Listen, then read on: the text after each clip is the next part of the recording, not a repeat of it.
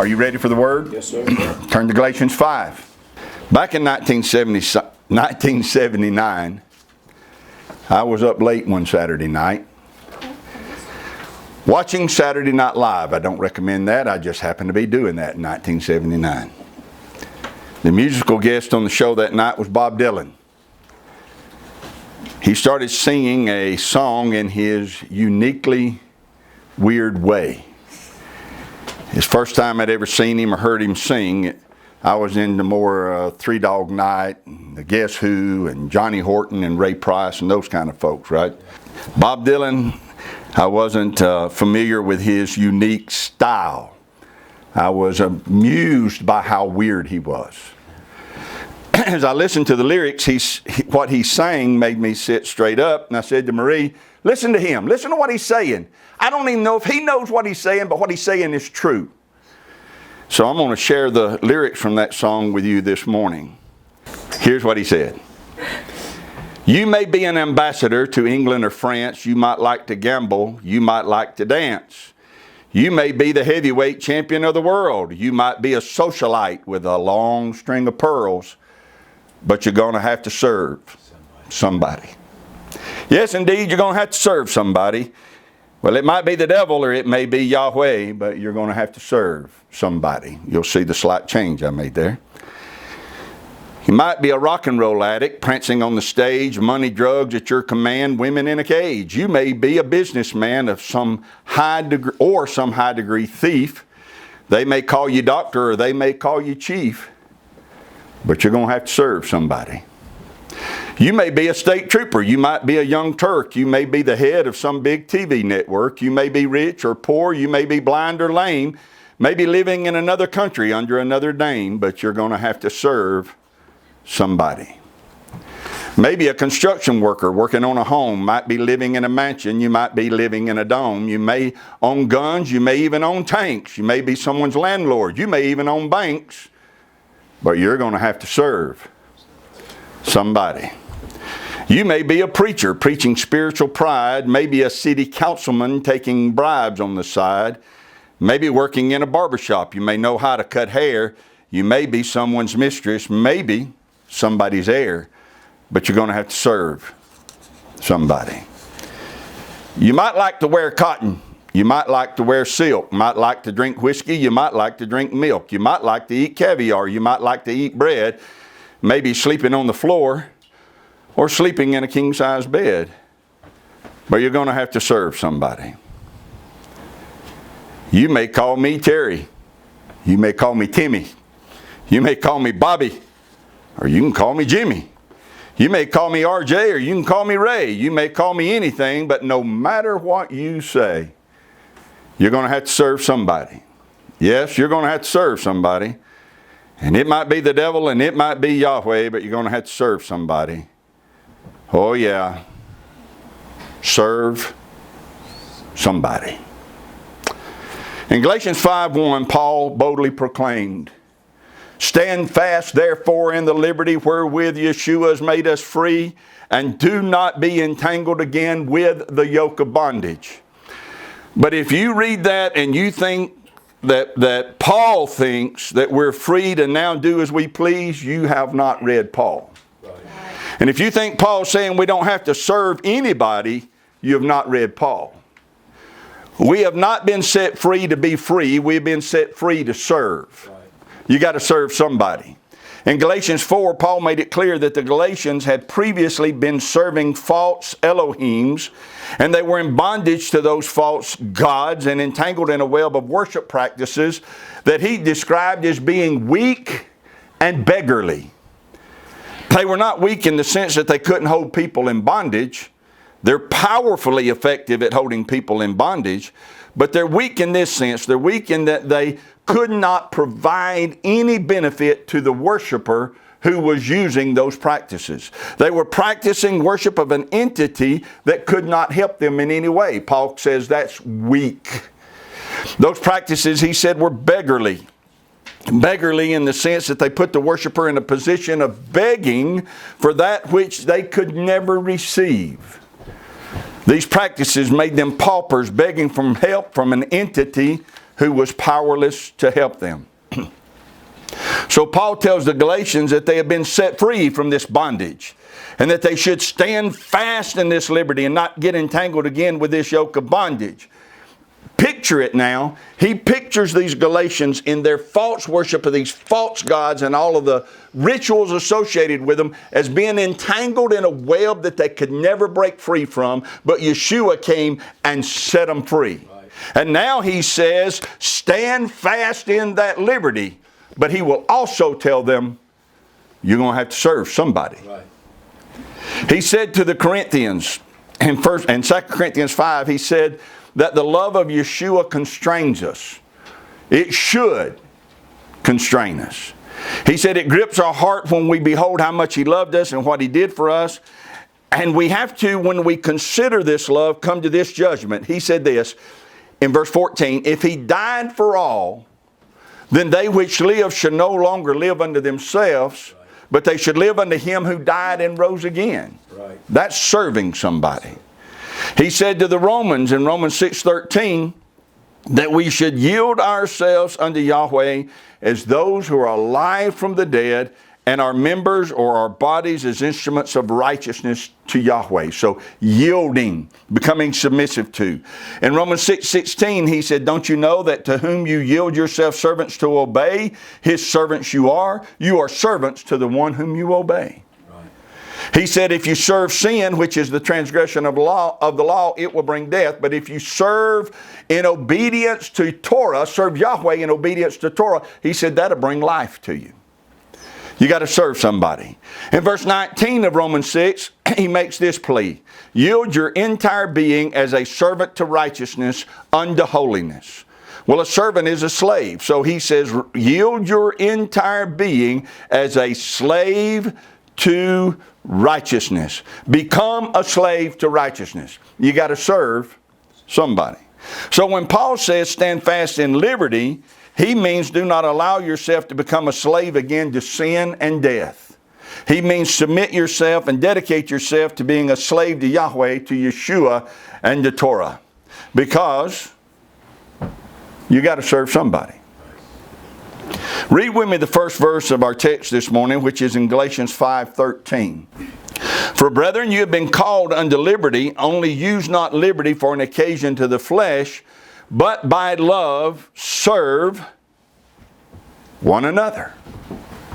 You have been called unto liberty, but you must serve. Right. Now you have a choice on what you're going to do with your liberty. You can become a slave to your flesh, or you can choose to serve one another. You've been set free from the bondage of demons and pagan worship. What are you going to do with that liberty? You have to make a choice. So Paul says, use not liberty for an occasion to the flesh, but by love serve one another. Do not serve your flesh, serve one another. Do you know why it's so hard to keep an assembly together? Did you know it's hard? Yeah. It's hard. People come, people go. People get all excited that they found a place that teaches Torah, right. And then they get unexcited that they found a place that teaches Torah, right. And they disappear. People come and people go. Do you know why? The flesh is an ugly enemy of everything that Yahweh does. And every day we have to decide, am I going to use my liberty as an occasion to the flesh? Or am I going to be willing to serve others? You got to serve somebody. That's what Galatians 5:13 says. Listen to me carefully here. The next verses that we're going to read are not a separate subject. Paul is going to build upon this declaration that he made in verse 13. When these next verses are taught, most teachers separate them from verse 13. And they treat them as an entirely separate subject. The works of the flesh. And they just deal with the works of the flesh. But the next verses are connected to what Paul said in verse 13. Verse 15 is not a different subject. is part of verse 13. Verse 19 through 21 are not a separate subject. They come out of verse 13. It's an explanation of what he said in verse 13. So let's look at this text verse by verse and watch how it unfolds. Let me start again in verse 13. For brethren, you've been called unto liberty. Only use not liberty for an occasion to the flesh, but by love serve one another. Look at the word occasion. Use not liberty for an occasion to the flesh. Picture a sprinter in the Olympics. He plants his feet. He readies himself. He tenses up every muscle he's got. The gun fires. He explodes out of the blocks with all of his strength to sprint in his race. That's the picture of this word occasion. That's what it means. And so Paul's saying to us, when you've been set free by Yeshua, do not think you've been set free so that you can now explode into this new life where you can now go and do whatever you want to do, whenever you want to do it, in any way you choose to do it. No, we have to ready ourselves, prepare ourselves, and explode out of these blocks in service to one another. You find it strange that that's what he said? Serve one another. The fact is, we cannot serve Yahweh and we cannot serve Yeshua. We cannot walk in the Spirit unless we're willing to serve one another.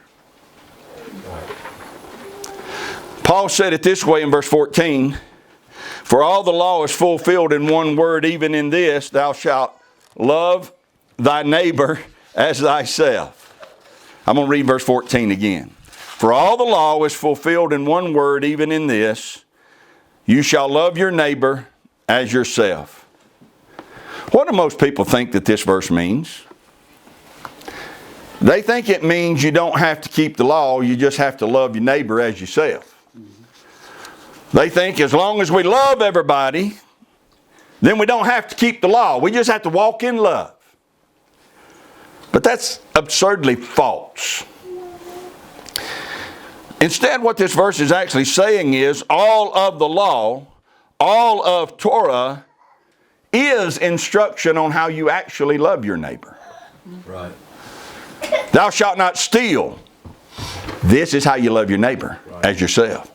Thou shalt not covet. That's how you love your neighbor as yourself. Thou shalt not bear false witness. You shall not kill. You shall not commit adultery. That is how you love your neighbor. The laws in Leviticus 5 teaching about unclean things and how to quarantine yourself if you've touched an unclean thing is instruction on how to love your neighbor. The laws in Leviticus 13 about how to deal with leprosy, those are instructions on how to love your neighbor. The laws in Leviticus 14 on how to cleanse lepers and cleanse houses are instructions on how to love your neighbor. The laws in Leviticus 18 against forbidden sexual practices are instruction on how to love your neighbor. The laws in Leviticus 19 on how not to reap the entire field but to leave the corners is instruction on how to love your neighbor. The laws in Deuteronomy 22 about finding your neighbor's stray sheep or ox, seeing your neighbor's ox or ass fall into a ditch, all of these things are instructions on how you actually love your neighbor. It's absurd to think if we walk in love we don't have to keep the law, when the fact is walking in love is how we keep the law.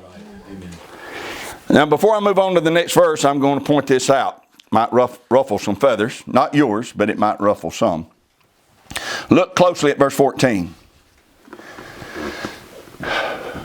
Does it say, love everybody as yourself? No. It doesn't? No. What does it say? Love neighbor. Your neighbor's not the person who lives next door to you. That's the Americanized definition of the word. But your neighbor is your fellow countryman. That is, he with whom you have union and unity. He with whom you have a common bond because you serve the same Elohim and believe the same Holy Scriptures. Thayer's Greek Dictionary says this about the word neighbor. Thayer says, according to the Jews, it is a reference to any member of the Hebrew nation and the commonwealth of Israel.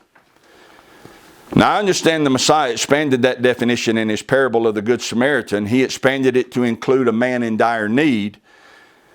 But that does not change the distinction that Yeshua and the Scriptures make between loving your enemy and loving your neighbor as yourself.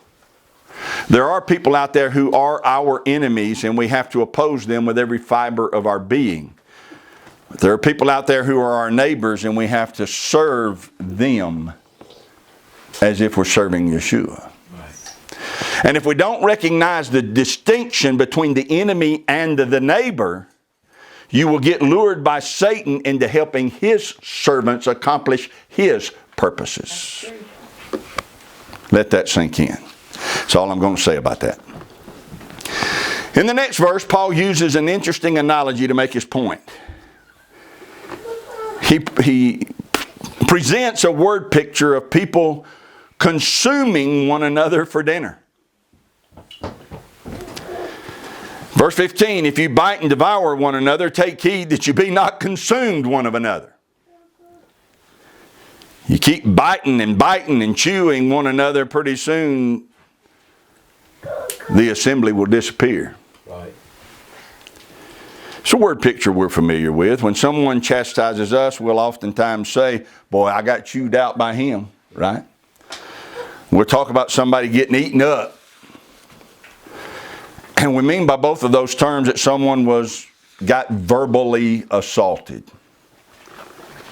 Too often we gather on Sabbath and declare a love for YAHWEH, Yeshua, Torah, and then go home and have the teacher for lunch. Yeah. Or go home and bite and devour one another for lunch. Yeah. Consuming somebody with our mouth. Paul is warning us to not do that to one another. Do not bite, do not devour. If you do, he said, one day you'll look around and see that you consumed your fellowship and there's nothing or nobody left. If you use words to bite one another, our assembly will be consumed and disappear. Any assembly will. And it will be because mouths destroy it. Keep that in mind as we read further. Paul's going to explain exactly what he means by bite and devour. He's not going to change the subject in the next verses. He's going to expound upon what he's been saying. So we read on, verse 16. This I say then, walk in the Spirit, and you shall not fulfill the lust of the flesh. For the flesh lusts against the Spirit, and the Spirit against the flesh. And these are contrary the one to the other, so that you cannot do the things that you would. Tie verses 16 and 17 back to verses 13, 14, and 15. In verse 13, he said not to use liberty as an occasion to serve the flesh. Now in verse 16, he tells you how to prevent becoming a slave to your flesh. How do we prevent becoming a slave to our flesh? In verse 16. So let me ask the question again. In verse 13, he says, use not liberty as an occasion to serve the flesh. Now in verse 16, he tells us how we can prevent becoming a slave to the flesh. How do we prevent it according to verse 16? Walk in the Spirit. In verse 14 and 15, he talked about loving our neighbor as ourselves, not biting and devouring one another. Now in verse 16 and 17, he's telling us that it is the flesh that causes us to bite and devour. In verse 17, he gives us the key to victory. Your flesh is determined to not allow you to walk in the Spirit. It hates spiritual things. Right. Your spirit is determined. And the Ruach HaKodesh is determined not to allow you to be a slave to your flesh. The flesh wars against the Spirit wars against the flesh. They're contrary to one another. They cannot get along. Right. Isn't that a bit of an irony? The flesh and the Spirit cannot get along. And if the flesh has its way, we will bite and devour. Yes, sir. If the Spirit has His way, we will serve our neighbor and love our neighbor as ourselves. The flesh and the Spirit want different things for us. They are always in an adversarial relationship to one another, and we have to choose who we're going to serve. You know, sometimes when people do things or say things that they know they shouldn't have done or they know they shouldn't have said, sometimes they'll excuse it by saying, well, I had a moment there where I was weak in my flesh and I let old so-and-so have it. Well, that's not true. If we do things we shouldn't have done or say things we shouldn't have said, it's not because we were weak in the flesh. It's because we were strong in the flesh and weak in the spirit. When the flesh is strong, that's when we bite and devour one another and transgress Torah. When the spirit's strong, we love our neighbor as ourselves and walk in obedience to Torah. Look at verse 18. Well, actually, before we read it, I want you to understand this statement's tied to everything else he's been saying in the preceding verses. We have to keep it in context. It's only when you take it out of context that you come up with a demonic doctrine that we no longer have to keep Torah. If you keep it in context, you can't come up with that foolish doctrine. So let's do this. Let's read it carefully, but not only carefully, let's read it in conjunction with the sentence that preceded it. We want to make sure we understand verse 17 completely, then we'll read verse 18. So let me read verse 17 again. For the flesh lusts against the spirit, and the spirit against the flesh. These are contrary the one to the other, so that you cannot do the things that you would. Focus on that last sentence. You cannot do the things that you would. Do you realize that Paul is making the exact same point here that he made in Romans chapter 7?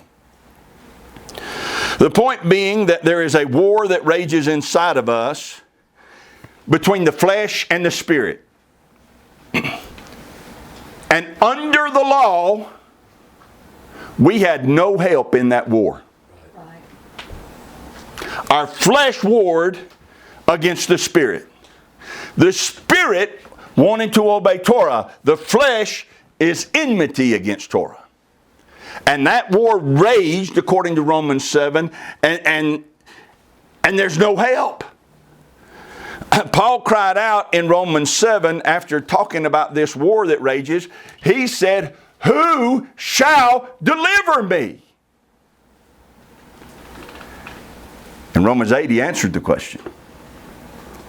The answer is that we've been delivered from the body of sin and death that we might walk in newness of spirit. He said in Romans 8:3 that Yeshua condemned sin in the flesh. I tell you what, you're going to look at this. Go ahead and look in Romans 8 for just a moment. Look in verse 4.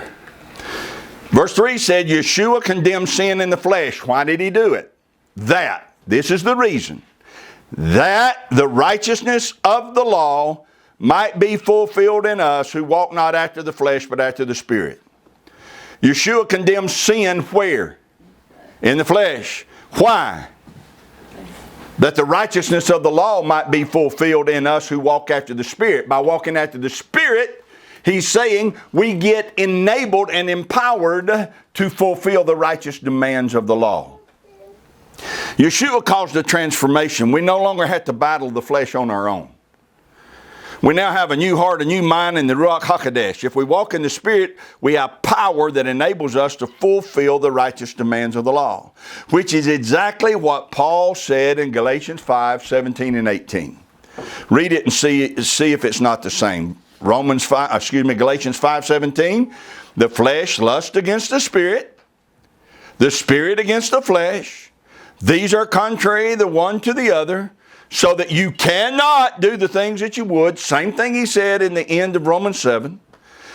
But if you be led of the Spirit, you're not under the law. What did he mean you're not under the law? Verse 17, he tells us there's a war going on inside of us. Verse 18, he rejoices that we're now led of the Spirit. Before Yeshua, we were under the law with no help available. Now we're led of the Spirit with plenty of help being made available. Right. When the law was our schoolmaster, all we had was a schoolmaster telling us what we had to do. Right. But there was no help to do it. We just had the instruction that we had to do it. Now, hallelujah, there's help. There's a change. The Bible says if any man be in Yeshua, he is a new creature. old things are passed away. Behold, all things are become new. We are new creatures created in Yeshua unto good works, which when you put in context, it means we have no excuse when we bite and devour. Right. Torah doesn't just tell us to love our neighbor as ourselves. Now the Spirit helps us to love our neighbor as ourselves. It's only when we yield to the flesh, again, that we bite and devour. It's only when we refuse to walk in the Spirit that we become slaves of our flesh. Verse 19. Everybody understand that? Got that? All right. Verse 19. Now the works of the flesh are manifest. You don't have to wonder, was that the Spirit or was that the flesh? If it's of the flesh, it's clear. Right. Adultery, fornication, uncleanness, lasciviousness, idolatry, witchcraft, hatred, variance, emulations, wrath, strife, seditions, heresies, envyings, murders, drunkenness, revelings, and such like. Of the which I tell you before, as I've also told you in time past, that they which do such things shall not inherit the kingdom of Yahweh. Let's go through this list and just give quick definitions of each one of those words. Some are easier than others, but just real quick definitions. Adultery, married people having relations outside of their marriage relationship. Fornication, more often than not, this word refers to any unfaithfulness shown toward Yahweh. But it is also used to refer to taking that which was meant for marriage and treating it as casual. Uncleanness, any kind of moral or physical impurity. One example of this would be participating in worship designed for other Elohims and not Yahweh, according to Romans chapter 1. Lasciviousness, that's unbridled lust. It's being shameless. This trait refers to someone who has no shame in what they think, no shame in what they say, and no shame in what they do. Idolatry, it doesn't just refer to someone who might have an idol or an image that they worship. Idolatry also refers to one who adopts any practice that is used in the worship of that idol. Witchcraft. What's the Greek word for witchcraft? Pharmakia, from which we get our word pharmacy.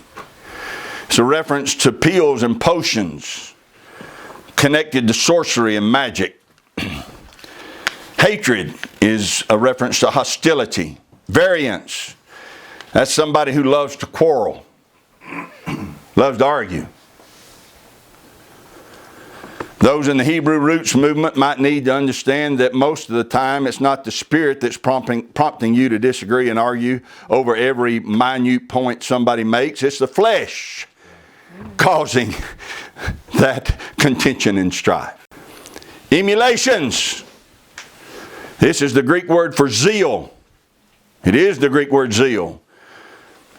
Most zeal is not a righteous zeal. Most zeal comes forth out of the flesh. Wrath. This is the Greek word for passion.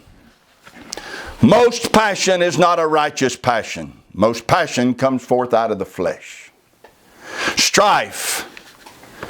Thayer says this word means electioneering. Isn't that an odd definition? Which is, vote for me, not him. Vote for me, not her. I'm superior, they're inferior. Let me tell you everything good about me and everything bad about them so you'll like me more than you do them. It's a condition of heart that causes a person to desire to lift themselves up and put others down. Seditions. Literally, this word means two stances. It refers to someone, here's my understanding of the word, it refers to someone who has great difficulty in saying, well, yes, I agree. They always have to be the one agreed with instead of the one who's agreeing. Yeah. They're determined to talk and not so good at listening. Yeah. Right. Heresies. People who greatly desire to have others join their side in whatever the side is. They'd rather see themselves as a leader of six than be content to worship with a group of 60. Envyings. Jealousy that is filled with ill will and spite. Envy is jealousy taken to a higher level. It is to be so enraged by what another person has that you're determined to destroy them so that they no longer have it. Murder means what it says. Well, that would never happen. Oh, it happens a lot. Drunkenness means what it says. But it didn't say drinkenness. Yeah. It says drunkenness. There's a difference between drinking and drunken. Okay? Revelings. Nocturnal partying. And such like. Means there's no way to list them all, but you get the idea. Now, do not deal with these works of the flesh in an isolated way, taking them out of context and just focusing on all of those and trying to deal with them. The context is love your neighbor as yourself. The context is walk in love, fulfilling the law. The context is walk in the Spirit so that you don't fulfill the works of the flesh, not biting and devouring one another. So, in that context, consider what Paul is saying here. Paul is saying when you commit adultery, you bite and devour your neighbor. You demonstrate that you do not love them, and you demonstrated that you're not walking in the Spirit. You're devouring your assembly, and you will consume it. When you commit fornication, you just bit your neighbor. You are devouring Yahweh's assembly. When you're faithful to Yahweh by participating in that which is forbidden, when you are unfaithful to Yahweh by participating in that which is forbidden, you're serving your flesh and consuming the assembly. When you commit uncleanness, when you allow your thoughts or your deeds to become impure, that is when you bite and devour one another. When lasciviousness is allowed in your heart, you have no shame and no regret about how you treat somebody else. You take what you want when you want it. You say what you want when you want to say it. You do what you want and you don't care who it hurts. When idolatry is allowed in your heart, you participate in that which is forbidden, and you put others in danger because you're fellowshipping with demons. And those demons will cause you to bite, devour, and consume. Your flesh will rise up to defend your actions, and you will lash out at others. What is witchcraft? What's the word for witchcraft? Pharmacia or pharmakia. When you get under the influence of medications, prescribed or not prescribed, legal or illegal, they'll alter your personality and they will cause you to do harm to others. Right. Hatred is when your flesh rises up and causes you to be hostile to others instead of loving and compassionate. Variance causes you to argue for argument's sake. Bite, chew.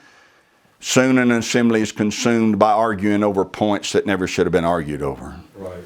Emulations, this is zeal. We get all zealous about things from time to time, don't we? Mm-hmm. And at the time we're certain that our zeal is of Yahweh. But we have to be willing to admit, not always. Right. True. Especially among one another. Among one another, the thing we need to be the most zealous about is serving one another. Amen. Wrath. Closely akin to emulation, as I said, this is passion. And the odd thing about passion is we expect others to be just as passionate as we are about the things we're passionate about at the time that we're passionate about it. Even though we weren't passionate about it last month and may not be passionate about it next week. But right now I'm passionate about it and I expect you to be. And if you're not, then I don't understand you and I'm mad at you and aggravated at you and can't believe you won't have passion in your heart about this. Right. True. That's the flesh. Yes, sir. Yeah. Our passions cannot be allowed to cause us to bite one another. Strife. This is the desire to have preeminence, to be the most popular, to be the most liked, the most listened to. The one who has the most influence, the most power.